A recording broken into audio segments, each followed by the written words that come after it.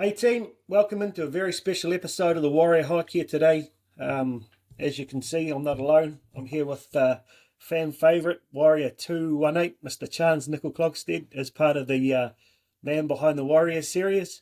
Welcome on, my man. Yeah, what's up, team? Hey, thanks for having me, Zane.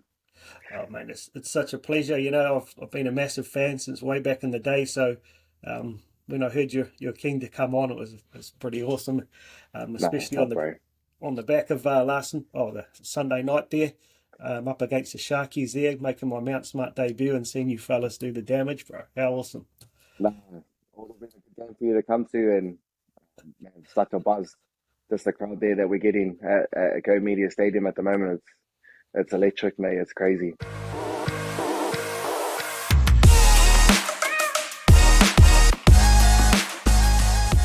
Oh man, I can't imagine. I think the biggest crowd I ever played in front of was like 5,000 people playing a curtain raiser And back in that's the a lot of day. people, bro. Oh, bro, Athletic Park, mate, back in the day. Played a curtain raiser for Auckland, Wellington. That was pretty buzzy. But man, 25,000 screaming Warriors fan must be another level, eh? Nah, it's crazy, crazy, mate. So I'd like to take a little bit of a different angle from your traditional, sort of what's going on at the moment interviews, and give the fans a bit of an insight into your journey. Sort of starting out where you grew up, and then your journey into footy, and where we've ended up today. So whereabouts did you grow up, man? Yeah, so I grew up in Kingsland, here in Auckland. We had a family house there, so that's where a lot of us sort of were based out of. Attended Mount Albert Primary, um, changed around a few schools. So I was went out to West Harbour, went to Bruce Mac, went to Corfi, went to Mags for 5 weeks, and then finished at Henderson before finishing my schooling in Australia. So Wow. um, yeah, I guess had my hand in a few schools as well as my local clubs. I had a few local clubs growing up. My first one was City Newton Dragons. Then I think I went on to Mount Albert, um, Glenora, Watermatta, and then finishing at Richmond. Well, Yeah. what made you jump all the schools? Was that a footy thing, or? No, it wasn't a footy thing. I never got, never was put into a school at all for footy. Even when I moved overseas, we'll get to that in a sec. It wasn't for footy. It was just my circumstance at that time. Um, my parents moved out west, uh, before moving back to Kingsland, and then they moved back out west to a different area in Henderson, and I was staying with my auntie Greta, who's my mum's sister, and that's when we were attending Mags, and then we ended up moving back with my parents, and then Wow. into Henderson. So it was a bit back and forth, with my parents moving to different places, but I just looked at it as a good opportunity to make new mates, and I've got a lot of good mates through school and footy. Yeah, I think a lot of kids sort of, there's two kinds. The ones who struggle a little bit, when they change schools a lot. And when my kids have, they were born in Japan and they've kind of shifted around a few times. But I think when you learn to adapt to it, it kind of helps you make mates pretty quickly and stuff. And you seem like a guy who doesn't struggle to make friends in new places. Nah, you just gotta look at it from a different lens. I think these two ways that you can always take something, and in my life, I prefer to take the sunny, the flowery, the grass is greener side. I guess. Is that something you were always like a really positive? I mean, it just, you exude positivity, and I can imagine, the team love having you around because, you just always seem to be smiling and finding the bright side. Is that something you were always that way? Nah, I'll yeah, I can't comment on how I was when I was a bit younger. I didn't think I was like that. I sort of see a little bit of myself for my kids, which cracks me up. Just talking to my wife about it the other day, and when they get real frustrated and they start crying, I used to be that kid.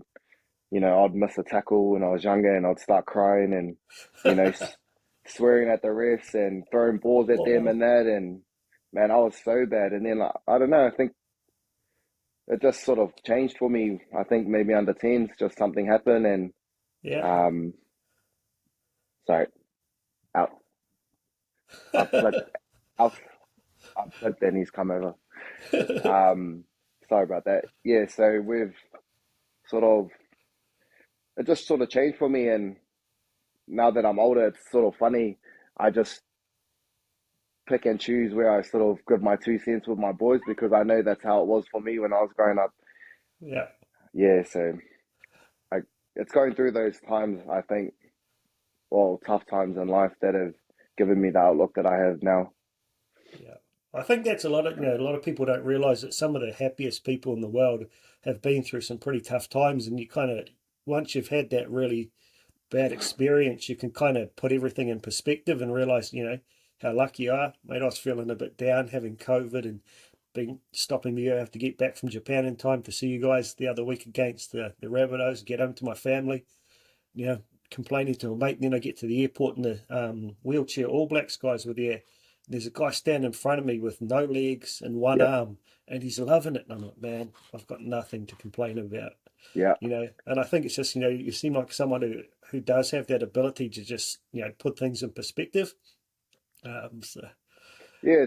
It's like you said. It's you know you don't want to be that positive where you're like, oh, someone's got it worse off than me. Because yeah, there are people that got it worse off than you, but you're still, you're living your own life, and you get to a certain age where you get to decide how you live your life. yeah. You're not influenced by your parents, by your family, by your friends anymore because you're old enough you're aware to make your own decisions, and yeah, you get to choose whether you want to wake up and say it's going to be a good day today or it's going to be a miserable day. Well, I hope there's a lot of young fellas hearing that because I think, when you get to, like you said, maybe 10 and through to the teen years, a lot of kids in New Zealand don't have that positive, male role model in their life. And I think, you can start blaming others really easy. But if you know, you can take control of your life, man. I dropped out of high school at 16. And now I tell guys with Harvard MBAs how to run their companies. Yeah, You can do whatever you like. I went from laying bricks. So I totally agree. yeah, And that's probably seen you make a few decisions over your life that we'll get into in a minute, that have led out to a really good place today. Um, so what about playing different sports growing up, man? Were you always just a league guy? Or did you try other things? yeah. So I tried a few things growing up. I played in volleyball, did athletics, loved high jump. Uh, when I got to high school, seen all I think it's first 11 soccer players with all their cool gears and, got a scarf and a beanie and that. So I was like, I'm going to try out that sport. And man, I sucked. It What wasn't for position me. did you try? Oh, bro, I didn't even know what I was doing. I was just running around kicking the ball, had no idea what a striker or I knew what a goalkeeper was because that's the only position that you needed to stop the ball. But nah, they didn't dabble too much in other sports. I did try rugby union, but back then I just felt rugby league was a little bit more enjoyable for me. What made you get into it in way back in the day? Was it someone in your family or just your mates? Yes, and my dad. So I started playing rugby league when I was 4 years old. My dad played for Sydney Newton Dragons, and it was natural that I followed his path. So he sort of set the tone for me and my brothers growing up to play rugby league, and he was a old rugby union convert from playing down the line and Taupo and that.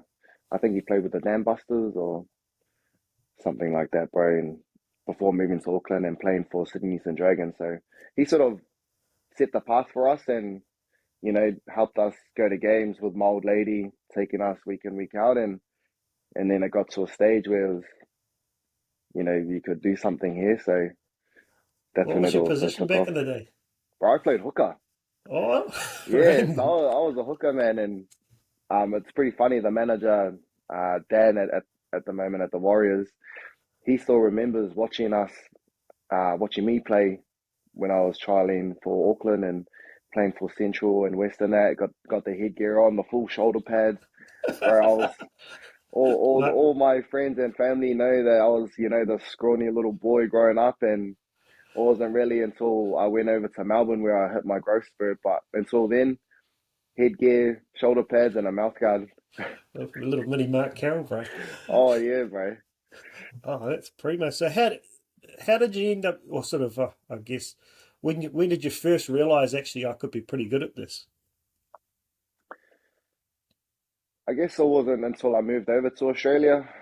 I've had my ups and downs. I've made Auckland, and then there's been times where I haven't made Auckland. There's been times where they've named the team and I've been left out, and I've had to drive home with my parents and digest that. And I guess that's created the resilience or the person that I am today. Wasn't until we moved overseas and the coach was saying, "Oh, I'm going to get the SG ball coach to come and watch the trial game," and I'm just like, I don't know what the SG ball coach is or what's the SG ball. And yeah, it was the under 18s, the league competition over there in Australia, and he come to the game, didn't play very well. He come over and gave an envelope at the end of the year and said, "Come down to training," and yeah, sort of all started from there. Did you go over there with the intention of trying to build a career, or did your family just move there and it was something that came with it? Yeah, so my mum went to jail when I was younger. I think I was just shy of 15, and that sort of prompted us to move overseas.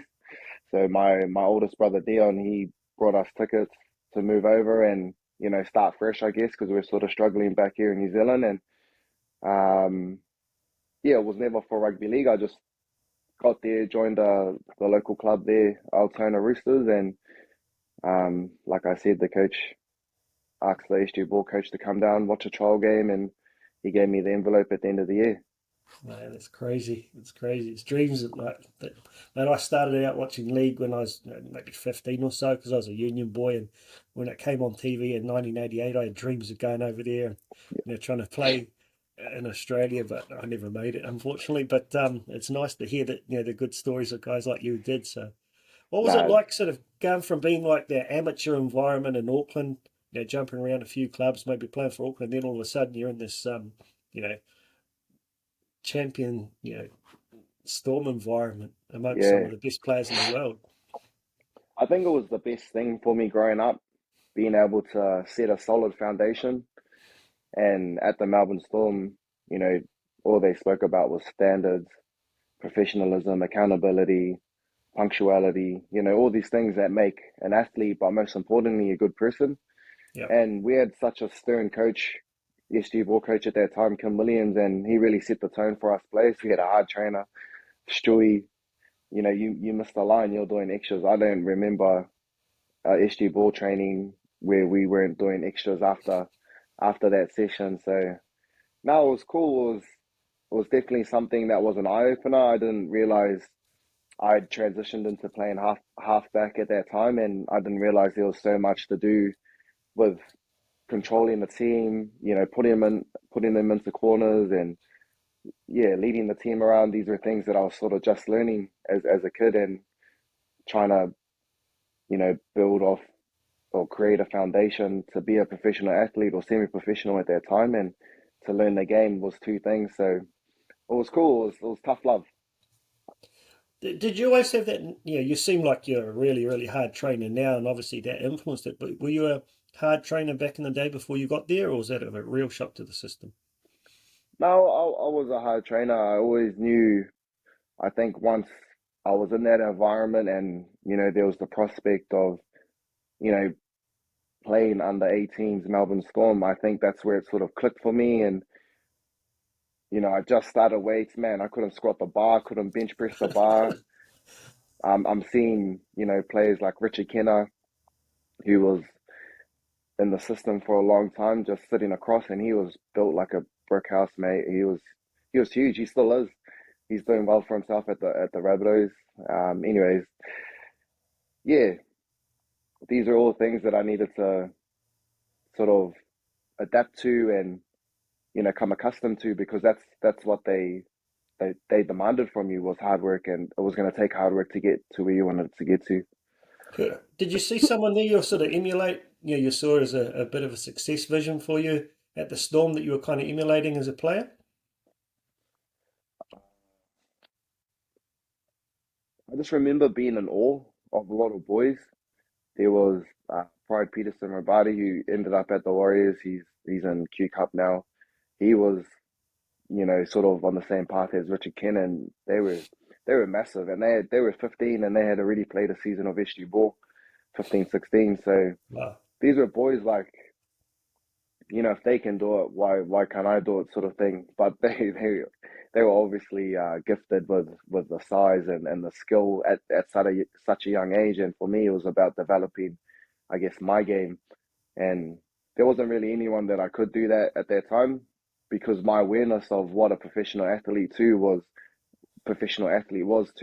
quite, I guess, small. There was no awareness about, you know, squaring up a line and or tipping a back row into a third man to go down the short side because forwards travel, or that sort of awareness wasn't there at that time. So it was all learning for me. I mean, I listen to Matty Johns talk sometimes when he's breaking down the plays with Cooper Cronk in that podcast. And it sounds like he's speaking another language, bro. Like, did it take a while to kind of to understand all the terminologies, much less apply them on the field?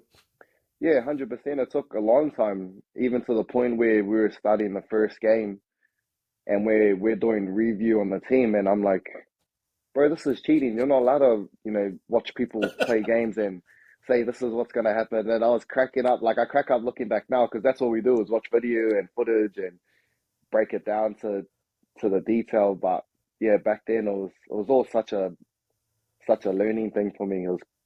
It's crack up. So, do you remember your first game when you got over there for SG Ball? Yeah, so um, I'm pretty sure we played the Dragons, and what the biggest moment was, I went to take a kick for touch, and I didn't hit touch. So that was a rude Oh, awakening to the first game. But yeah, like I said, all the boys were a lot bigger. I still had the shoulder pads on, I'm pretty sure, just no headgear. But it's definitely a different beast over there in Australia. and then when you played a couple of cup games over there for the Storm too, right? Yep. So when we were in twenties, they were, I guess, trialing with the Sunshine Coast about seeing how they could work with the twenties and what that looked like, and we were sort of the guinea pigs, I guess. I got one game with the Sunshine Coast Falcons, and yeah, and that was a buzz too. That was really cool to go up there and play for them. Man, a bit of a journey. So how on earth did you end up back at the Warriors after that? Yeah, so it got to the end of the under 20 season, and I just said to my manager, my mum had gotten out that year. Um, as an opportunity to go home to New Zealand. I'm happy to go on a training trial, and um, yeah, lucky enough they come through with a 2-year contract, and I was sold. I was ready to go home. So that's just pretty much how it all started, and yeah, moved back at in 20 end of 2015, and started my first preseason for the 2016 season. Did you grow up a Warriors fan? Yeah, I did. Stacey Jones was my favorite player, so even now, man, I come home and talk to my wife about all the time about how cool it is to be around Stacey, and just watching him growing up. Yeah, he's a freak. He's a freak. So it's so cool to be able to work with him day in, day out here at the Warriors. Yeah, I was lucky enough to meet him when I was in Napier, and he's just such a humble guy. Yeah, You expect, like, because he was so influential on the field, you expect this huge personality, but he's just so chilled. yeah. I, Nah, that's him. That's him. He's so cool like that. yeah.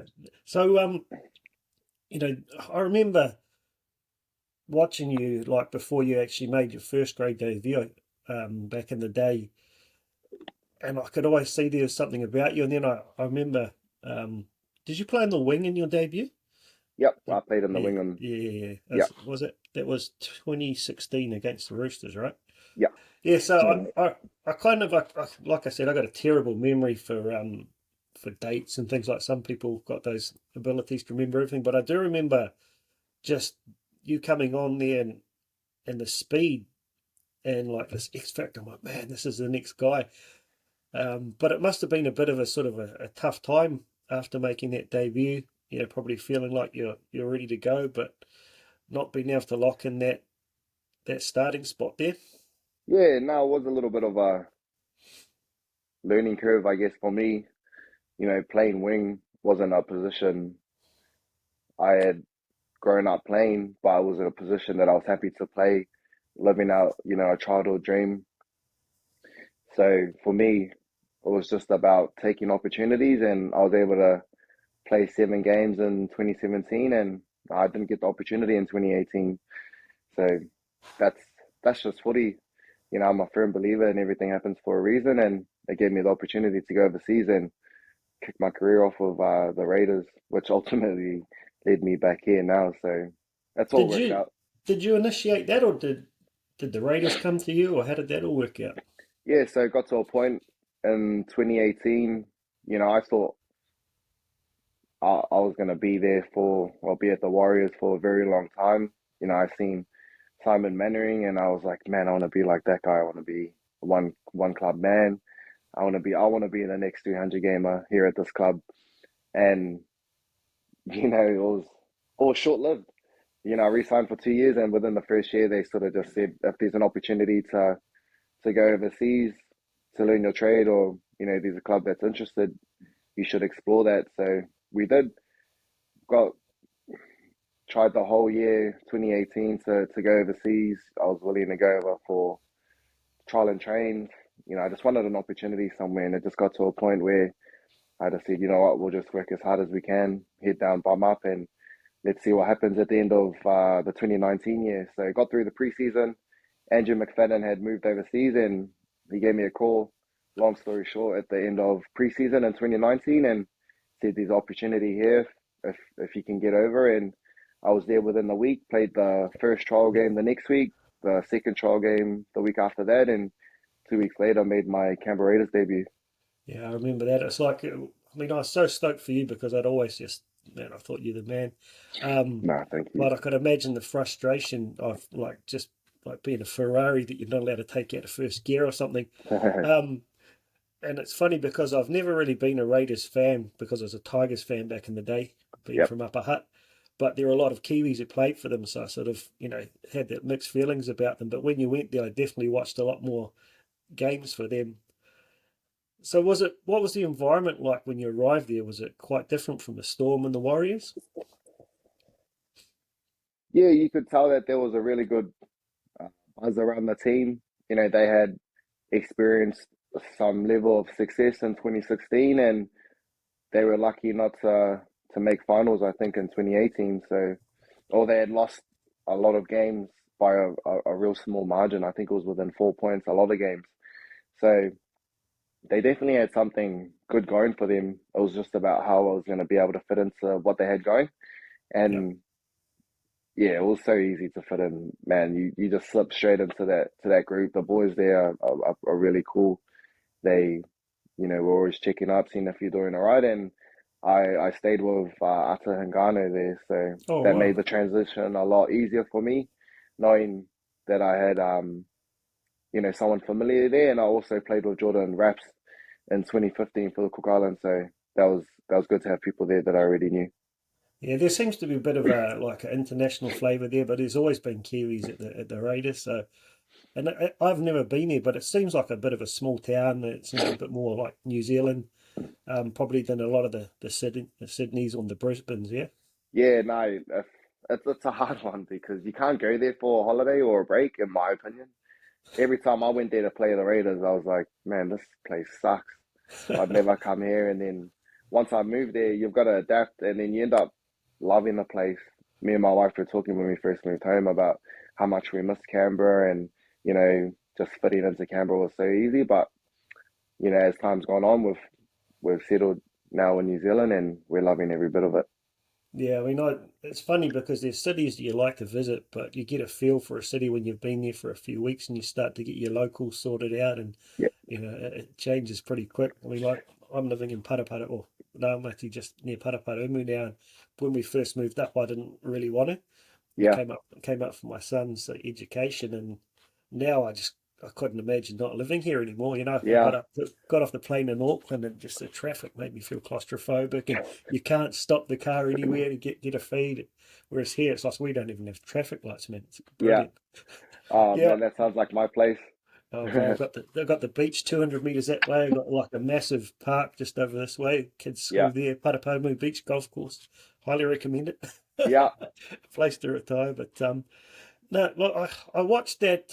Was it Jake Duke you did that interview with about your journey there when you were coming back to the Warrior, decided to Yep. come back. Man, that it was such an emotional kind of interview to see, how much that place meant to you, and you talked a lot about your story and being pretty open there, which I think surprised a lot of people. Which kind of defines that part of the journey for me. That it had its, again, just like the rest of your life, so many highs and lows while you're there. Um, but what was the real highlight of your time there, particularly from a playing perspective? From a playing perspective, it's not a hard one. It was definitely the grand final in 2019 was definitely the highlight of my time there. But I think something that a lot of our boys here at the Warriors is passionate about is sustained success. Yeah, We don't want this year just to be, a once off. We want continued sustained success year in, year out, constant top four threat, sort of having that authority in the NRL competition. And I felt like at that time, that's what we had at the Raiders. There was teams wary of us all the time. We knew our potential and our abilities, and yeah, it was cool to be a part of. so then you go through the downside again, where you're not playing fullback again, and you having to drop down into reserve grade. But even through that, from looking from the outside, it looked like you were, still all in, still committed, playing as the professional you are, believing that the opportunities would come back. But Yep. was it a sort of, how did that rate in the toughness scale, having to go from a grand final down to reserve grade? Yeah, it was tough.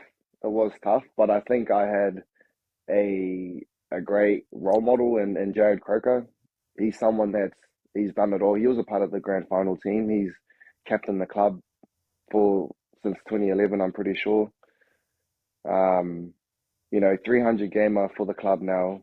This club legend, and he's rolling into training with a smile on his face, playing reserve grade. Who am I to walk into training with my head down, or dragging my lip?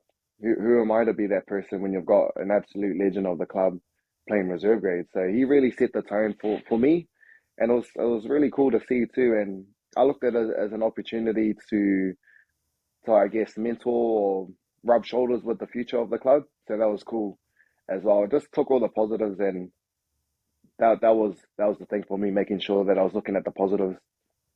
Yeah. So then all of a sudden, the journey back home begins. How did that come about? Did you go looking, or did they come knocking?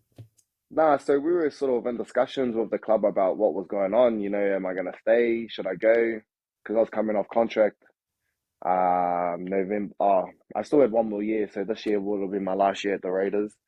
So it was just about making sure that my future was sorted, not only from a playing perspective, but just a life perspective too, knowing what's going on. And yeah, that's when the Warriors sort of come to the table, and that was so cool. I was, if the Raiders didn't want me, there was only one place I wanted to come to, and that was back home to the Warriors. And I started to push, man, I'd come for anything, just something, I just want to come home.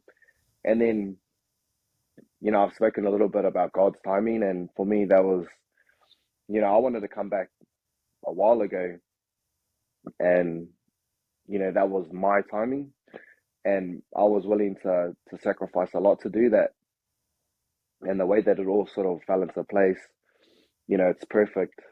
There's nothing that, I could change or would change, and it's just all worked out. Really enjoying my time back here at the Warriors, and yeah, spoke to Cameron George, and within a couple of weeks, it was all sorted. Yeah, I mean, it was. As a fan, it's. I mean, I spoke to Jazz about this as well, like trying to understand or appreciate, I guess, what those guys went through over the past couple of seasons. And I've spent half my life on the road, and I spent 8 weeks away from my family in the middle of COVID over in Japan, and that's 8 weeks. So those guys are away for so long. Um, all the different challenges with players who didn't really seem to want to be there, to then all of a sudden coming back, and I guess having been in the club, for you to sort of see that, and you're probably still in contact with the boys, it must have been pretty tough to see how that whole COVID thing played out, and to be part of that, potentially part of that homecoming. Yeah, it was tough. I didn't. It's only since I've been back and we've, as a playing group, shared a little bit individually about who we are that I've been able to understand how much it actually has impacted the boys. You've got people that I didn't know were such homebodies, and just every single moment, every second outside of footy was just with their family, and for them not to have that, it really struck me because I was in similar situations with my kids moving back home, but I didn't realize that affected them as much. So to hear that story, to see, them happy back with their families, it's so cool to see, and I love seeing that for my friends. Yeah, that was awesome on the weekend at the end of the game, just to see all the families come out onto the field there and hear the stories about the barbecues every Thursday and stuff. Yeah, That you know, like, like I just going to the game on Sunday, you just feel as a fan, even you're part of this massive whānau that um, I can't imagine there are too many other clubs that have that kind of family spirit as a bigger collective, but it didn't seem that way last year. I mean, I looked at Adam a lot of times, and he just seemed like he was a lonely soul out there, just as one of the examples. But just to see guys like him this year again, I don't know him personally. I've never met yeah, him, but he just looks like his heart is in a really good place. He's with these good people, and to see the changes and things like that must it's just so nice to see from the outside. yeah. No, those are, he's experienced success at an at a different club, so I think just the disappointment of that not being at the Warriors will probably would have bugged him, and I think it starts with ourselves, and Webby's done a great job with the players. It was by far one of the toughest preseasons I've done, and I only had to do 8 weeks of it, and the other boys did 3 to 4 months. So yeah, he's done an amazing job with all the boys, and there's still a long way for us to go yet, but we're in good stead. So you've been through a few systems and played under a few coaches. What is it you see that's different about the way Webby's sort of handling things this year, and what do you feel have been some of the big key factors in the club sort of turnaround? And I'm not just talking about wins, as a fan that's probably too obsessed um, for my wife's liking, but I just wanted the boys to play with the same heart that we follow them with. I wanted them to just be fighting for the 80 minutes, and anything else above that would have been a positive. Is where I felt we started, but it's just the expectation, from day one when we started talking, it changed for me just listening to what he had to say. So I'm curious as a player, what's different about it. I think it's the care that he has for each individual, not only as a player but as a person. It's it's the ability to instill confidence into an individual and let them know that they are here for a reason. It's the detail. There's a lot of detail in our game that he is driven from day one, and I wasn't a part of day one. I was probably a part of day 50, but ever since I've been here, it's been so cool to be a part of. I feel like a rookie again. I feel like I'm in an SG ball learning week in, week out. And every week I feel like I'm still learning something. And a lot of the boys feel that way too. And I think it gets to a point where, someone cares for you so much, it's only natural that you care for them too. So Yeah, you start wanting to do extra things, because that person is showing you that same level of care. And, you genuinely really do want to play for your coach. And he's that type of person, coach. He's a father now that everyone wants to play for. So really yeah. enjoying the space that he's created for each individual, including myself. And yeah, job's not done. I know, but it's just I don't know. You watch him in the post games after. I remember clearly after round one, or even after the trial. Like, everyone was so amped, and he said, "Yeah, it was good, but he's constantly, he's not easily satisfied, but he's so selfless. He deflects all of the praise, and he supports his players. Which to me, like, I train leaders for a living. There's so many of his characteristics I'm trying to fight to instill in leaders of these big companies. And I hope I can interview him one day to try and understand whether it's something he was born with, this natural instinct to be that nurturing leader, or whether he's learned it. Because to me, you could write a book Yeah. on him as from the outside anyway. Yeah, I think it'll be his journey. He's had he's been at multiple clubs, different coaches, and he's probably just picked, you know, what he'd want to do as a coach, and he's just created something that he wants to be proud of, and I guess this is the fruits of his labor. Yeah, I'm going to go kind of against the grain here. We were talking about how he doesn't like to talk about himself, but I'm going to ask you to talk about yourself. The I've got my opinion, but comparing yourself when you played that year in the grand final, arguably the best player on the field in a losing team, to how your game is now, your things like your fitness, your stats. How does it stack up that year versus this year?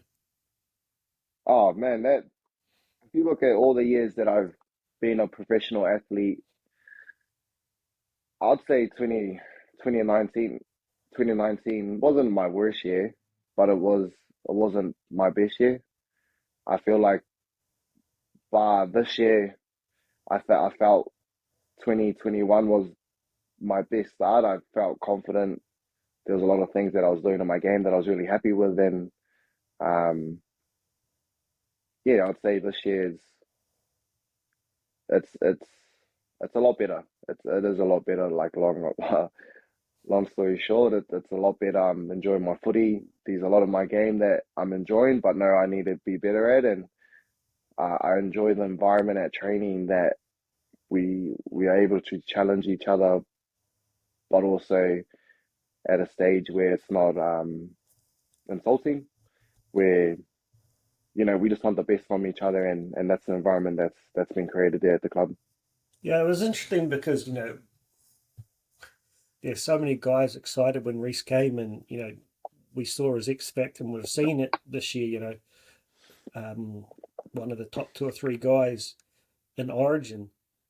But myself and many of the pretty crazy analytical fans will all say 100%, you're the man we want here. We wouldn't swap you back to get him back here, even as well as he's playing, because just the the type of person you are, the type of game you play is exactly what the Warriors needed.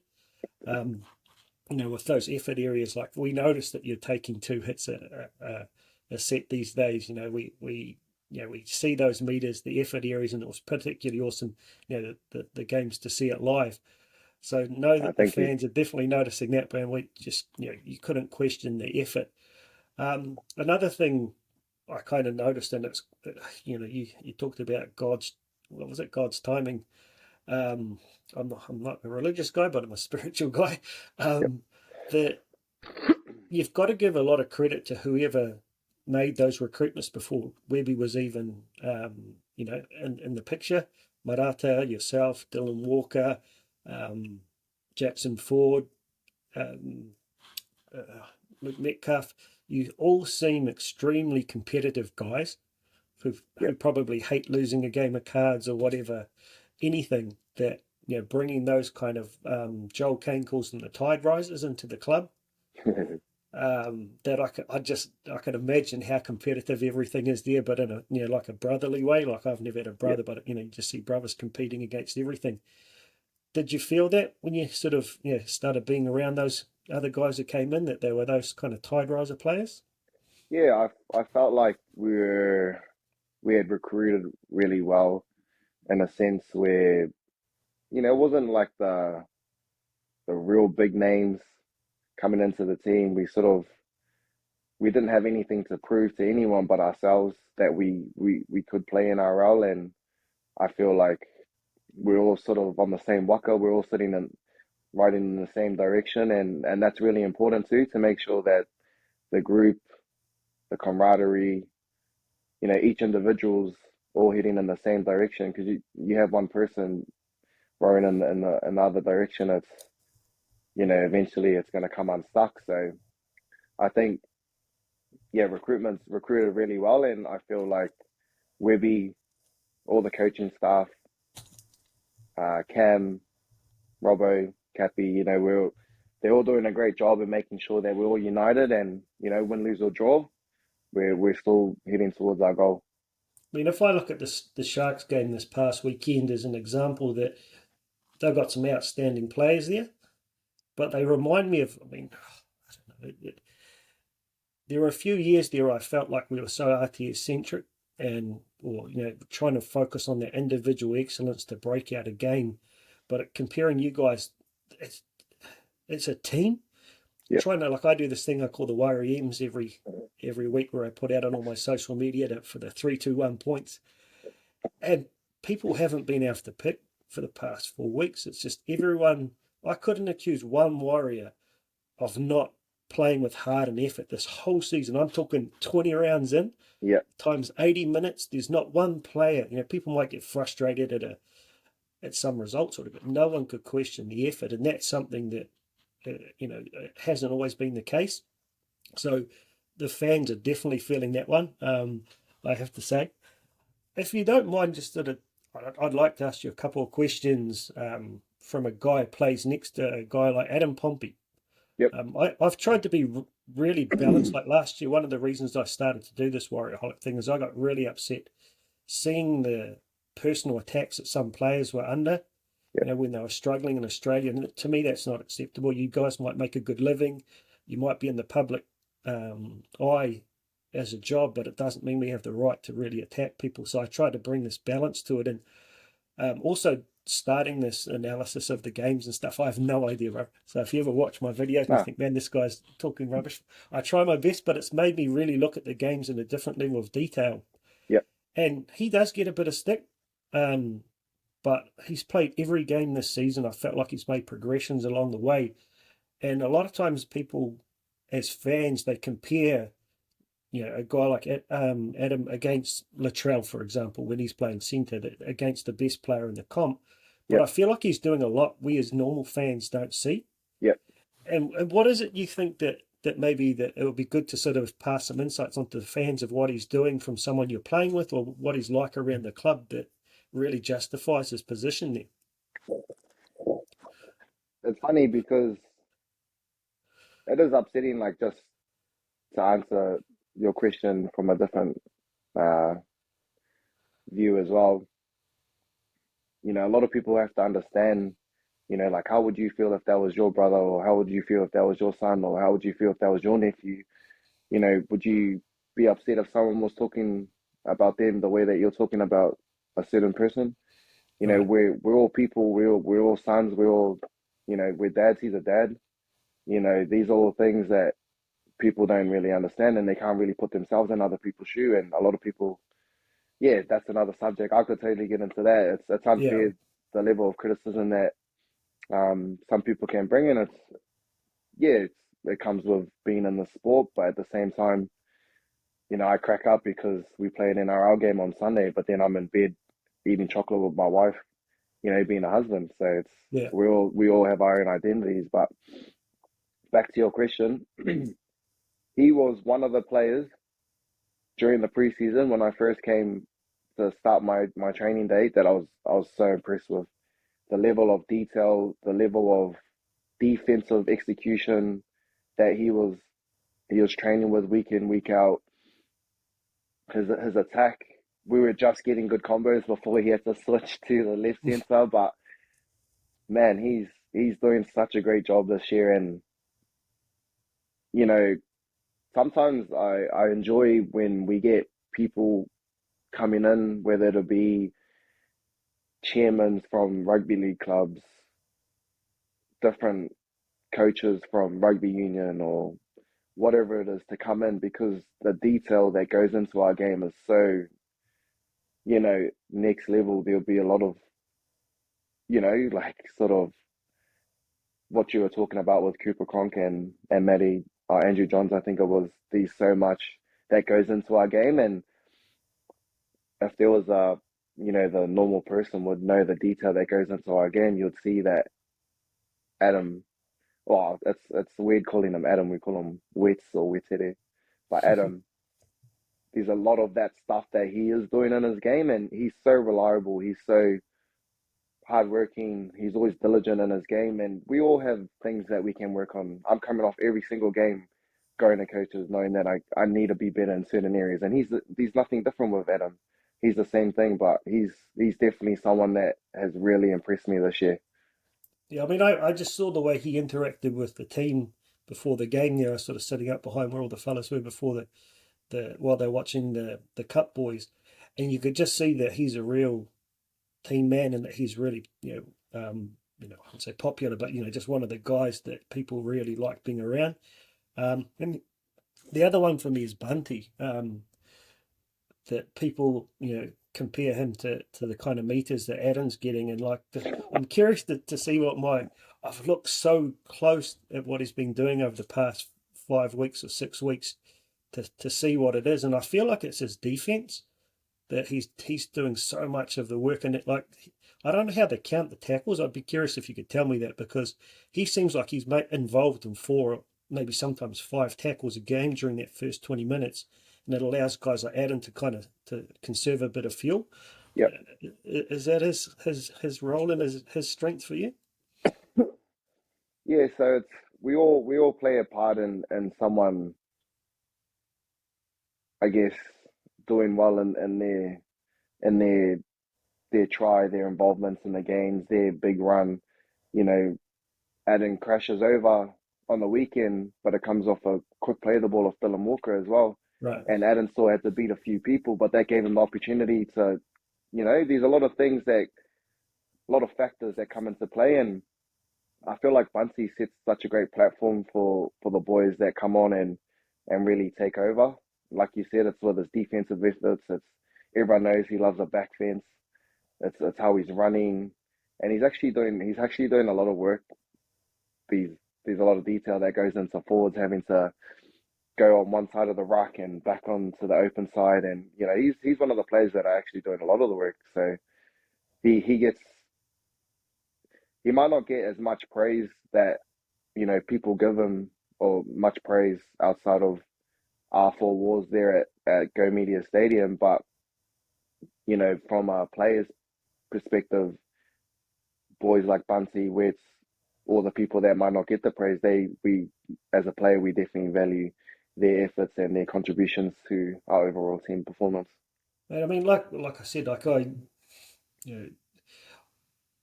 trying to learn this game myself, and I always tell people, like, we don't know the level of detail. We don't know what these guys have been asked to do. So sitting there thinking as these armchair critics, we've got to be balanced about it. And the guy doesn't get picked every week like Adam Pompey if he's not doing it right. But with Bunty, I just really noticed that the effort areas in defense. And I'm curious, do you know how they, it says maybe he makes 20 tackles, but I reckon he's involved in probably 50. Is it only the first guy makes contact who gets credited for the tackle?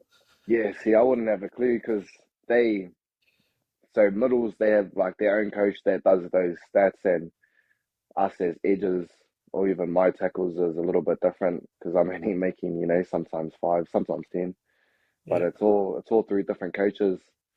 But when I'm going to the coaches, it's just about my tackle, and mine are pretty blatant. I'm in the tackle, so that's a tackle. Yeah. Yeah.